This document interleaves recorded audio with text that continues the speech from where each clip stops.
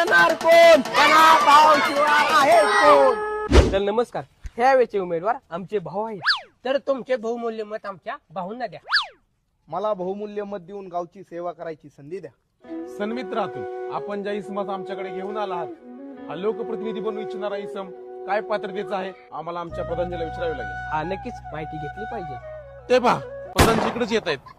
हो लेखक, त्यांना कशाला बोलावताय? अरे बोलू होती की हो भाऊ, अहो 12 वाजत आल्यात आणि नेमकं 12च्या ठोक्या त्या माणसाच्या अंगात तिथं लेखणीदारी का बसला इथं? हे मित्रश्रेष्ठ, हा अतुल नामक इसम या लोकप्रतिनिधी बनू इच्छिणाऱ्या इसमास आमच्याकडे घेऊन आला आहे. आपण कृपा करून या सदगृष्टाबद्दल आम्हाला यथोचित माहिती देण्याची तसदी घ्यावी.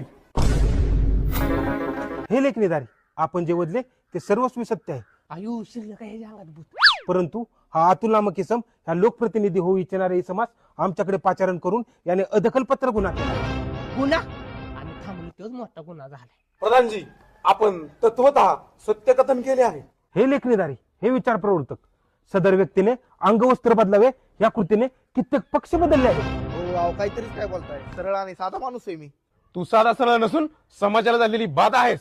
हो, गावातील कित्येक बहुउद्देशीय योजना ज्यामध्ये सार्वजनिक गटार, सार्वजनिक प्रसाधनगृह आणि मूत्र विसर्जनाचे गृह ह्या नीच वृत्तीच्या मनुष्याने किती शितापीने गिळंकृत केले आहेत.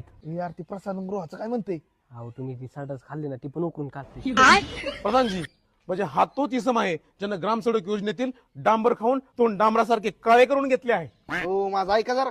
हो तुम्ही शांतच बसा.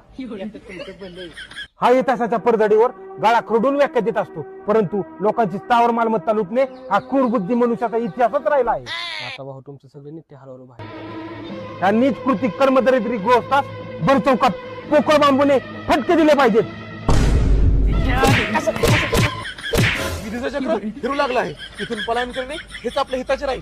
शुभ कार्यास विलंब कशाला?